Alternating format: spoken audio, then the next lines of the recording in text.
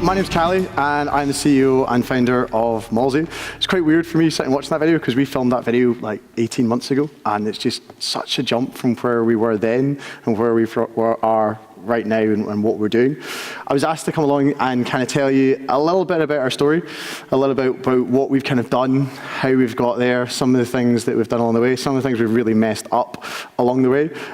I'm one of these really frankly honest people, and I'll tell you some of the things that we've done really, really badly as we've gone through this process, because actually you'll learn so much more from that than you will do from half the things that we've done right. So to kind of give you an overview, where did we end up? Well, we set off with that mission, as you saw in that video, was just to find people great clothes. It's great you're all wearing clothes today. That means you could all potentially be our customer, which is a really kind of good place to be. What we ended up doing was actually saying that what we wanted to do was to take the whole of the high street and put it into your hand and just make it really easy for you to discover fantastic clothes. From where we were then, we always thought it was a really social thing, asking people's opinions, testing, allowing you to say, hey, should I buy this dress, to your closest, nearest and dearest. What we realized though was actually it's much more about discovery. We realized that when we found out the person who shared the most products on our platform was actually one of our competitors. So we realized that actually, the person who's using the most is someone who's trying to figure out whether or not they think this is a good idea. So we realized that, and we ended up changing a lot about what we did. And about 6 months after we did that video, and after we'd kind of pushed that first version out, we moved to create. Oh, sorry, I should tell you why we did this. Shopping's broken, okay, right? Shopping is a broken sector. There's a great report out today which basically says shopping is the next big industry to get changed. And it's very, very true, because who's ever bought any clothes on your mobile phone? Like a couple of you. Who's ever bought like a takeaway on your mobile phone? Who's bought a flight on your mobile phone? Who's used your mobile phone to get a taxi? Who's used your mobile phone to get a date? You're all liars! You're all liars. And we basically decided that actually, one of the things that we spend a huge amount of time doing as people is buying clothes for a lot of folk. And we said, on mobile, we need to make that change. So we set out, and we realized shoppers don't want lots of apps. You don't want an app for ASOS. Where did you buy all your clothes from today? And did you buy them all from the same shop? No, exactly. So you don't want having to have 20 different apps on your phone. It's really, really difficult if you're a consumer to jump between different web pages on your mobile phone or jump between different apps. So we realized that actually build people one product that brings all that together and just make it really, really easy for people to discover great clothes. So we moved from that social thing to the point where we are just now, and we added these little boxes at the bottom. And those little boxes mean a huge amount to us, because what it allowed us to do was move from something that was all about talking about clothes to actually about something that helps you discover clothes. And what that ended up being was Tinder for fashion. And that's what everyone ended up knowing us as. So last Christmas, last December time, we launched that concept, and we ended up being covered by the likes of TechCrunch, by Forbes, by the Daily Mail, by all these different things. Elle magazine described us as better than sex, which made me laugh quite a lot. But all of these type people all took at this and said, this is just really simple. If you like something, you go right. If you don't like something, you go left. Anything you say that you like doesn't pop up and give you a creepy chat-up line. Instead, what it does, it comes up and says if that product drops in price. So we work now with 100 of the top retailers in the UK, with about 50 of the top retailers in the US, and we bring all of their clothes together in one single place. What we do further than that, though, was actually what most of you guys are wearing today is not normally what you'd wear on, so would you wear this to go out on Saturday night? Would you wear that to go to the gym? If anyone can't see this guy's in a suit. I really wanted him to say, yes, I'm going to wear this and go to the gym. That'd be great. But basically, we realized that the way people shop for different parts of their life is really, really unique. So we introduced a feature called Style Feeds, which actually allows you to say, I'm going to build a profile for my gym stuff, or I'm going to build a profile for my weekend stuff, or I'm going to build a profile for my new job. And then we basically pull together clothes in each of those different areas and basically bring them to you. If you really hate shopping and you don't know what to buy, we also bring together trend information. So we have a trending tab of lots of different things that we think are hot just now. So apparently dressing like Adam Levine, according to Rachel, who runs that, is good just now. So if any of you guys are dressed like Adam Levine would dress, you're doing a good thing. And that's what we did, and that's what we created. I talked about we a lot on that, and this is my first kind of story, my first kind of reflection point. So this is kind of our team. There's a few of them are missing. Is Nicola in the room? Or did she stay outside? She's not going to say if she is or not to us. She's over there. There you go. So Nicola's not on the slide, but she's come back to us after being with us previously. So before I did this, I worked for a big PR and marketing firm just along the road. It was really interesting. I learned a huge amount. I did it for 6 months. I was bored like every single day. I was like so bored. We did cool stuff, but it just wasn't for me. I need to be doing my own thing. I need to be kind of pushing myself and coming up with new ideas. After I left that, I did a student magazine, and it was relatively successful. We had some nice advertising clients. It was a nice lifestyle business. It paid for my life. I would go to gigs 4 nights a week, get drunk with bands, write about it the next day. Really great life at the age of 21. Can't do it forever. Or you'll be one of those sort of guys, and no one wants to be that sort of guy. So set off to kind of do something in e-commerce, and I started a site called Recommended By. And Recommended By was all about kind of promoting stuff that you liked to your friends and then getting paid for it, like social recommendations. And I tried to do that by myself, and I tried to outsource it to a company in Edinburgh. And it was just a disaster. It was awful. Like, the product was awful. The people I was working with were just horrendous, horrendous people. Not just developers, but actual people. They were not good people. Their business model often revolved around, they'd start a business, it would go relatively well, they wouldn't pay their VAT, they'd kill the business and then start again, like the next day with a new business name, which is just not a nice place to be in the slightest. So they were meant to deliver it by a certain point. 6 months later, they had built something, but it was rubbish and didn't work. And it was just a nightmare, to the extent that I remember going to a meeting with them and basically pretending that I had a lawyer who'd written me a letter that I'd written myself, okay, telling them they had to finish the job or give me my money back. And they did it, like, based on that, but it was such a front on that. I didn't let them see the letter because it was just literally like handwritten by myself, but I was like, I have this letter, I need you to do this, and all this type of process with it. And it made me learn like lots of interesting things around that, which is actually, if you're sitting thinking about starting something, it's generally not the idea that's the important part, it's you. And it's the people that you do it with and the people that you choose to do stuff with. Because ideas, you know what, we've all had great ideas already this morning, or, you know, we've had a great idea in the shower and all these things, which could end up being a business, but generally ideas are not worth anything until you actually go out and you execute against them, and that you worked against them. And that all comes down to you. That comes down to what you do, it comes down to your co-founders, it comes down to your team. So actually the value in any early stage business is the team and the people. And it's about pulling together a great group of people to make something fantastic. And that's what we set out to do. So there's now, I think there's 11 of us just now. Yeah, there's 11 of us, a couple part-time, but, you know, most of us, 9 of us full-time. And they're all fantastic at what they do. And when people meet us, they go, you know, we invest in you, we back you, we work with you because of you, your team as people, because that's where you start off with. And you can get through so many great things in life just by being great at that and being a nice person and making it really easy for people to work with. I think the other thing around this that I've kind of talked to a few people who kind of passed by our stand's out there to the right, just plugging that, always plug stuff, okay, another little sideline, always give a good plug to everything, is in Scotland, people are a great resource, right, because actually we are all quite friendly people. And what I find is, as a business and when we started off, is that just go and ask people for advice. So I'm not someone that like shelters my ideas, like I won't tell you what I'm doing, I'll tell you what I'm doing, I want to talk about it. Do you know what I mean? Because I know that if I tell you, you can help me, okay, right? Yes, some people occasionally are bad people and they'll try to bump you, but in 9 times out of 10, people just want to help you. And there's so many people who I've gone to, talked to my ideas and just got fantastic advice from.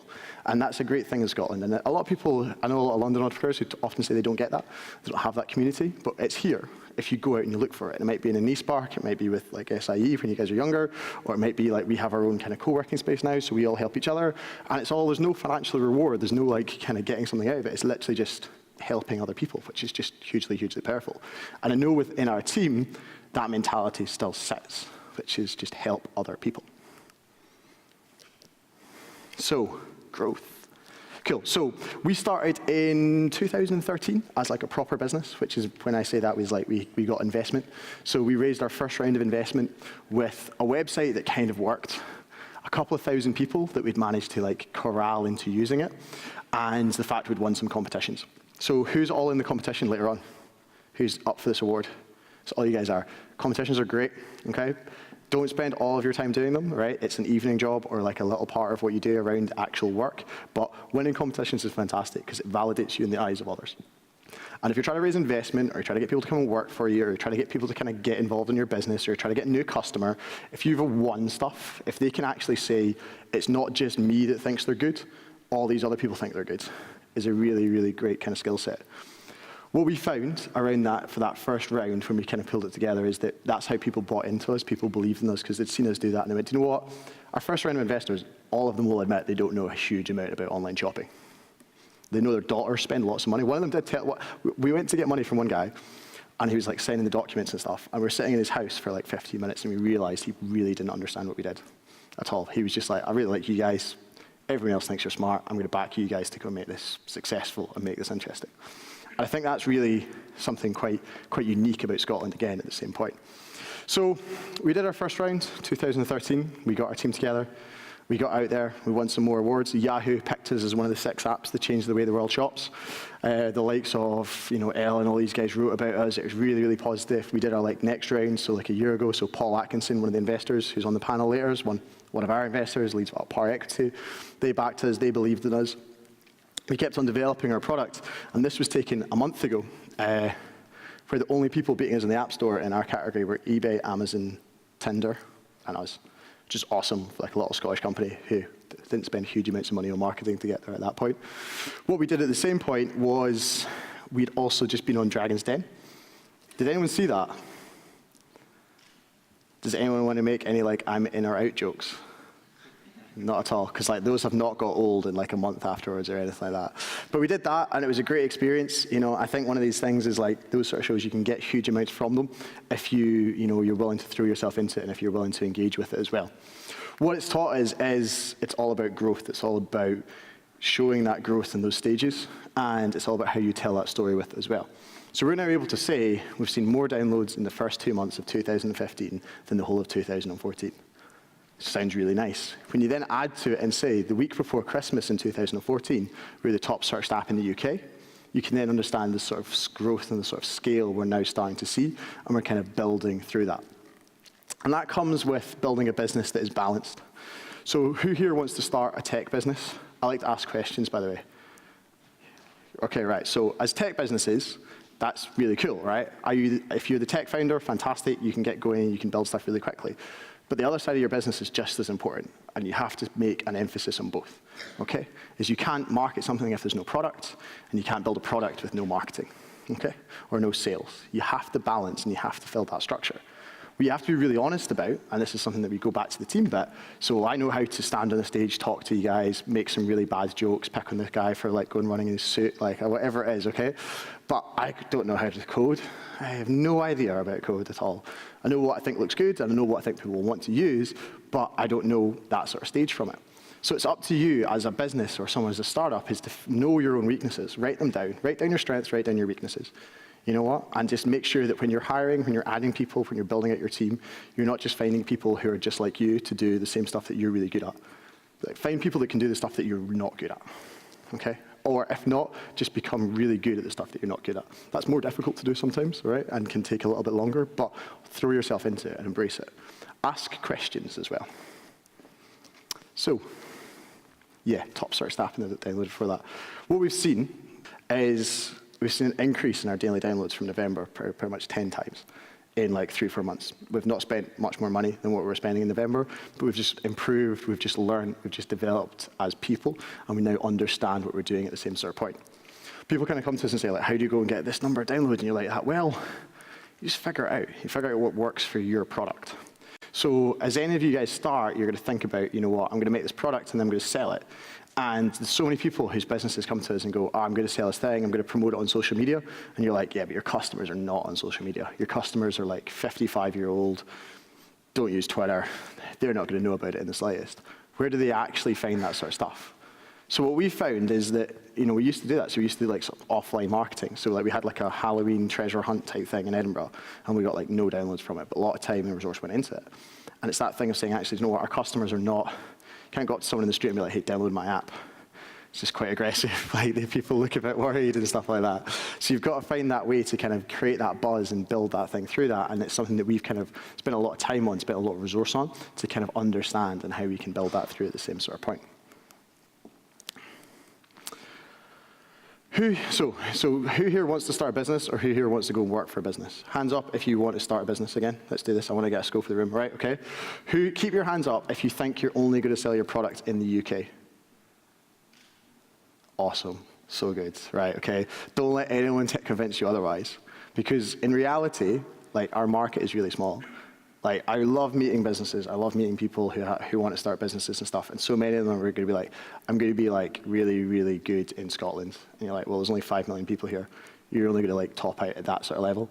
And then making that jump and that mindset change to the next point is like such a huge leap. So actually, you've got to say to yourself is that we're going to go and be really big in all these places because we understand these markets. And then if we have to scale back from that point, then that's an easier step to do. So it's that clear, that vision point of saying, you know what, this is where we want to get to. So for us, like our vision point is like we want to be the go-to mobile shopping app. M-commerce in the UK is big, it's growing. Around the world, it's growing even bigger. We want to be the one when people go, I'm going to buy something on my phone, I'm going to get my phone out and use it.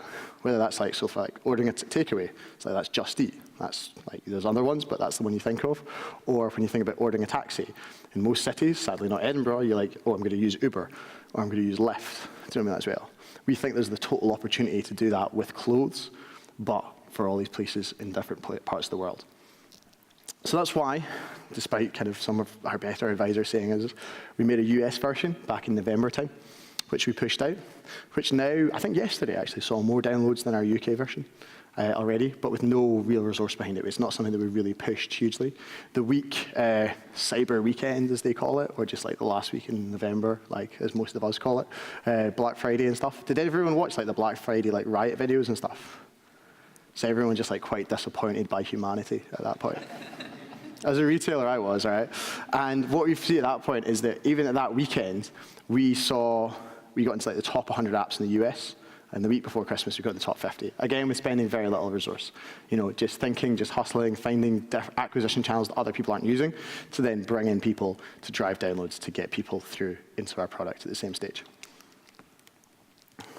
So this is a hard one because, so who's got a business or who's got a product out there? Yeah, okay. Has anyone told you that they hate your product? Cool. Awesome. Right. It's really hard, right? Because there's so many voices in the world, right? And there's so many people who are going to be like, I love this, and then someone else tells them that you hate it, and you know someone else is like totally indifferent to it, and someone else does this, and you know what? And the way the world is now with the communication tools that we have is that we can listen to all that.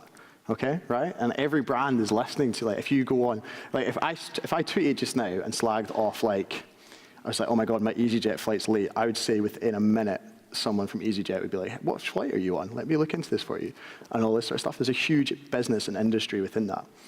And the thing is, as like a small or an early stage business, it's how you kind of cut the stuff, the good from the bad. I mean, you can say, actually, you know what, I'm going to listen to that voice because that's a proper customer, and I'm going to improve my product based on what they've told me. Or, which is actually just saying, that's just some guy in his bedroom being a bit of a dick, okay, right? Because he's got nothing better to do in his life, and he doesn't want to use our product. He just is a critical type person, and that's what he wants to do. So you've got to have that filter. And I think that's one of the things as like an early stage entrepreneur is like, if I look back and when I first started, if Fiona was like, Callie, I really hate Mallzee, I'd like been, oh my God, no, Fiona, I don't hate Mallzee. Now, if Fiona tells me she hates Mallzee, but that's your opinion, that's fine, you're not my customer, so I'm okay about it, do you know what I mean, like that as well. And that's the thing that I think a lot of people don't learn. So here we have this, we have like a room, like we have like an internal messaging system, so like anything nice about Mallzee gets pinged across from Twitter into that room so we can all see it as it comes in. And it's just quite nice. It's just nice to see people saying nice things about what you do. And you talk about it. And I think that's a huge thing of like, do you know what, sometimes listen to the bad, but sometimes listen to the good, and actually be willing to accept that good and take heart in that good and say, do you know what, it's really easy in this kind of job, in this like life, to like beat yourself up. Sometimes actually say, do you know what, we are doing a good job. People do like what we're doing, and we're finding this a really interesting space to be in at the same point. My favorite one's not actually on this just now because I haven't screen grabbed it properly, but it's like Mallzee is better than toaster strudel. That person really likes what we're doing in my mind, because like toaster strudel is pretty good at the same sort of stage, and then obviously the kind of the media stuff that comes with it.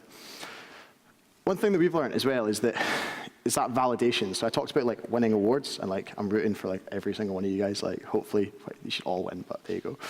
Is that validation is great, and then it allows you to use it in different sectors as well. So we're using validation of like users and media. And when we speak to retailers, we have other retailers like saying like, oh, we really like working with these guys because of X, Y, and Z. And it's using all that information to make a really strong case and a really strong argument for what you're trying to do. Also works really nicely for investors as well. So I remember when I started off, so who's going to try to make like, a business the same sort of size as Skyscanner? No one? Yes, yes, yes. Okay, right. So the first thing that's going to happen to you in Scotland when you say, I'm going to make a business the same size as Skyscanner, some old dude's going to say, oh, you can't do that. Oh, no, no, don't do that. Set your sights lower. No, don't do that. Be realistic. Oh, no, and all this sort of stuff. I could do that voice for ages. I really hate that. And it's really hard, especially if you're young. You know what I mean? I had like this total thing on my shoulder for like a year, like for the first probably like year that I did my own stuff, was like, I'm young, I have to like listen and I have to like downgrade my aspirations because this guy's told me that this is not possible. Anything is possible, okay, right? As we've got a quote on our wall, which is like, everything's impossible until someone does it. Who said that? Batman, Bruce Wayne. There you go, right? It's above our development team. And it's true, because like, do you know what? Everything seems impossible until you actually go out and you actually spend time. And do you know what? Some things will be impossible. So do you know what? If something's impossible, you know what? Have a run at it. If it doesn't work, figure it out quickly. Learn what you learn and go on to the next thing. Like, I'm totally fine with people in our company making mistakes. Like, it's fine. Like, I'd much rather you made a decision quickly and then it turned into a mistake and then you rectified it and you fixed it than you took 2 weeks to not make that decision. And you beat yourself up about it, and you went through all these type of things like that. So it's early stage companies. Mistakes are not a bad thing. Mistakes are totally fine. Mistakes are the things that you learn from, right? Okay, like the really good things that you do, you learn lots from. But actually, 9 times out of 10, the mistakes that you make are the ones that you learn a huge amount from. Using that development company that I mentioned at the start, absolute mistake, disaster. But I wanted to do it quickly, dived in, did those problems, huge learning curve. Learned so much from it. Won't outsource it. Everything is done with love in our office. It doesn't leave our office, okay, right? And it's like, this is ours because it's going to mean so much more to us as people building it as a company than it is to some agencies building like a little part of it. And if you can pour that into it, then that's absolutely vital. I'm trying to think of other mistakes that I've made. None, because I don't make them. No, I'm joking. There's lots, do you know what I mean, like that as well? There's lots. There's like, you know, sometimes like not moving fast enough on something to me is like a mistake, or like actually how I've kind of pushed for like a form of marketing and I'm like, actually, do you know what, I've got that wrong, and we've done that because I pushed for it, and we need to change that, and we need to adapt to it with it as well. And I hope, like, I'm quite open about those things, and like when we do make some mistakes or it's not right, you change it and you move on to the next thing. I think there's another thing that we've kind of said, and as like a company that we've learned is, do you know what, do less things better, you know? At the start, you have to do all these different things and then actually realize which works and which don't work, and then start scaling back from it as well. And don't be afraid to ask your peer group, do you know what, do you think that works? Especially if you're by yourself in a business, is that community angle becomes really important there, because you've got to go out, you've got to talk to these people about it, you've got to get their feedback. Because if you're sitting in a bubble, so who's starting by themselves? Your arms are going to get sore up and down, up and down, up and down. So if you're starting by yourself, like, you're in a really weird place because you're sitting, you're just doing your own stuff, you're so involved in it. Get out, meet other people who are in the same shoes as you. So I was at a conference yesterday in London, which was all about like fast growth businesses, which are businesses that are like about to tip into the 15 staff, and it's all about how you go from 15 to 150 in like 2 years, okay, but without ruining your business. And some of the things I learned from that is, one, it's like, so many people are in the same shoes as you. Like, so many people are sitting there as a solo founder or a 2-person founder, and that's why stuff like this is really important, and stuff like the networking thing is really important as well. It's like, just go and talk to other people, you know what I mean? Someone gave me some great advice on networking. Go and talk to the person who looks like the saddest person in the room. Because they don't want to be there either, okay, right? So if you can go and engage, if you're nervous about it, go and engage with that person, okay, right? You know, that's just the way you do it. Or go find 2 people. So if there's a group of 3 people, that generally means that 2 of them know each other, okay? So go find 2 people, because they probably don't know each other, and just jump into that conversation. Like, not literally jump in, that gets a bit weird. But like, I used to say, can I join you guys, and to kind of go from that as well. And it's just so important to kind of build that network and develop that grouping through and allow you to do it. So this is my kind of like my second last sort of slide, and it's all about size of market. And I should have probably kept it on the other one whilst I waffled on before I got to this one, because you've now all read it, or you've not read it, and then, well, I've now got to take you through it. The thing about technology, and why I love technology, is because it allows you to tackle huge industries like relatively cheaply now and relatively from like a low starting base. You know, when we look at mobile shopping, it's now, like this year is expected to be £199 billion spent on mobile devices just on clothes. 16 billion of that in the UK. This industry didn't exist 3 years ago. And only like 10% of you put your hands up, less than that, put your hands up to say that you bought clothes on your phone just now. It's a huge, like all of you are wearing clothes. Do you know what I mean? I've got to just take it from like that little 10% to like a more group of you to sell more of these items and more of these products through.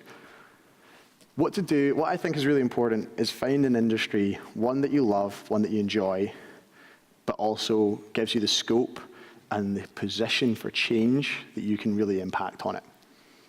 So if you're sitting there thinking, I'm going to make a travel app, and it's like, well, actually, do you know what? These people have already done it, and they've totally disrupted that industry. Okay? Find industries that have not been disrupted yet. Okay? Find things where people are using systems which they used 5, 10 years ago. Our industry didn't even exist 3 years ago. Who remembers their first, you guys are all really young, so who remembers your first mobile phone? Can people shout out some names of their first mobile phones? Boom. Okay. What? Did anyone have a Philips Savvy? I'm well older at this stage. Do you have a Philips Savvy? Yes, the Philips Savvy. So this is the thing, like these things give us these new opportunities. We've now got the Apple Watch coming, like, you know, that's just a whole different set of how you can use a product and how that kind of evolves through. You've got this whole Internet of Things thing about like what you can do within your house. Who's wearing something that tracks how many steps they take or tracks some part of their like health or something? Yeah, exactly. So I mean, all of these industries didn't, like that industry didn't exist 18 months ago. You know what I mean? And now it's now like worth billions. So that's the thing, is like, I think to me, it's like find an industry that's either just about to dip into that, or you can see dipping into that in 6 months' time. Not 2 years' time, because you've got to stay alive for that 2 years, which then becomes difficult. As a business, you've got to stay alive. So this is my final point with it, and it links into that guy. Does anyone know who Tony Hsieh is? Has anyone read Delivering Happiness? Sounds quite funny, but it's a really good book. So he made a company called Zappos. Has anyone heard of Zappos? Yes, great. Hey, we're getting really interactive now. Come on, right? I want to keep up, right? Zappos sold to Amazon. Zappos delivered shoes, okay? So it's like an online shoe shop. They sold to Amazon for about $1 billion, I think, because Amazon saw them as a great competitor, so they basically bought them once they got to that point. And they built it all around customer service and stuff. And we've got this quote on our wall as well, which is, whatever you're thinking, think bigger. Because it's true. So whatever you're sitting thinking about what you can grow as your business, there's no risk of thinking bigger. You know what? You can scale back. But don't be the person that sat there going, I wish I'd done that at that point. Or, you know what, I wish I'd started that business, or I wish I'd done this. Because you don't want to have any regrets. You want to be able to say, you know what, in 5 or 10 years' time, hey, I started that, didn't work. It's all right. Who's afraid of failure? Who's afraid of starting a business and then failing? Why? Come on. We're doing interactive discussion now. It's fine. If I'm sitting, so as someone now who employs people, if you come into me and went, hey, I started a business and I failed, like I'd be like, I want to hire you straight away, because you had the courage, you had the audacity, you had the ability to strike out by yourself to go and start that, and you should be absolutely lauded for it. And there's so many great sayings, like there's one from a Silicon Valley VC who's like, I will not back anyone who has not failed yet. Because you learn so much more through that failure than you do through any of the levels of success. So don't be afraid to start. Always think bigger. Find fantastic people. Convince them to join you on your journey, because it is a journey. It's going to be shit at times. That's fine. It's okay. Just get through it, okay? The thing is, there's always, someone tells me, does anyone remember I'm going to show my old age again. Does anyone remember the Ronan Keating song, Life is a Roller Coaster? Oh, who awed me? That's really bad. I feel really bad now. But it's not even life is a roller coaster. Like life is a roller coaster, but actually in a day as an entrepreneur, a day as a startup business is like total up, down, up, down, up, down. By email, by conversation, and it's just about having the belief, having that desire, knowing you're in a big enough industry that you're going to do something really, really cool and enjoying it. That's what matters, because if you have those things, then no matter what it throws at you, you'll be grand. And that's me. That's how I'm going to change the way people shop.